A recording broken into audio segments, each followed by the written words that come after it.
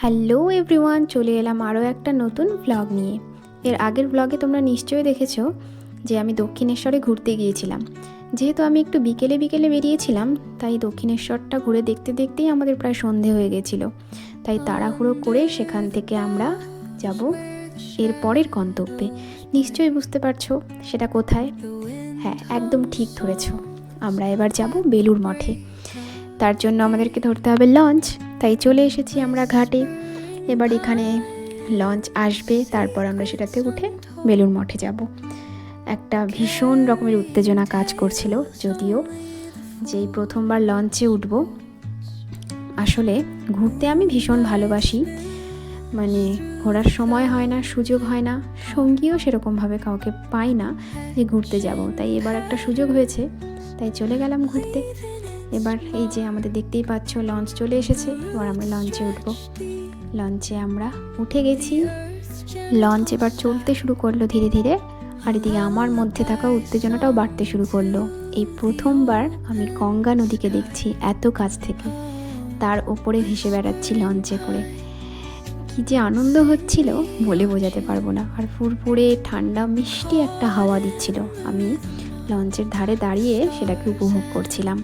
আর দূর থেকে সেই শহরের যে আলোগুলো নদীর জলের ওপর পড়ছিল, কি অপূর্ব যে লাগছিল এই দৃশ্যটা। আমি ক্যামেরাবন্দি করেছি কিছুটা, কিন্তু নিজের চোখে দেখা সেই মুহূর্তগুলোকে শেয়ার করতে পারবো না। খুবই ভালো লাগছিল। তোমরা অনেকেই নিশ্চয়ই গেছো, তোমরাও জানো ঠিক কতটা সুন্দর লাগে, তাই না?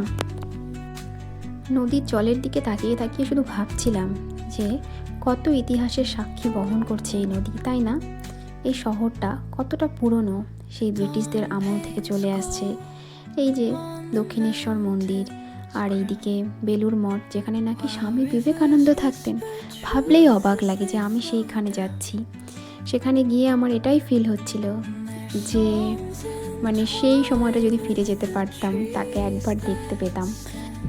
যাই হোক, আমাদের যেতে যেতে অনেকটাই দেরি হয়ে গেছিলো, যেহেতু 7টায় লাস্ট লঞ্চটা ছিল, নাহলে আমাদের ফিরতে আবার প্রবলেম হয়ে যেত। তাই খুব তাড়াহুড়ো করে বেলুড় মঠটাকে ঘুরে দেখলাম।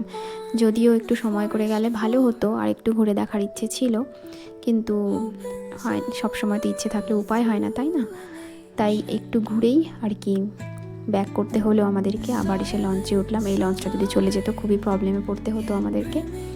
তারপর লঞ্চে উঠে আমরা ব্যাক করলাম এবং আবারও ভবতারিণী ঘাটে এসে নামলাম। তারপর আমরা হেঁটে হেঁটে এগিয়ে যাচ্ছি, কোনো অটো ধরে বাড়ি ফিরতে হবে। তার আগে আবার একটু বাজার কলকাতায় ঢোকা হলো। আমাকে মিঠাইরা একটা ড্রেস দিয়েছে, যেটা ভীষণই সুন্দর একটা ড্রেস, তোমাদেরকে পরে দেখাবো সেটা। এইদিকে মিঠাই তো প্রচণ্ড ছোটাছুটি শুরু করে দিয়েছে। ঠিক আছে, আজকের মতো তাহলে এটুকুই থাকুক, দেখা হচ্ছে পরের ব্লগে।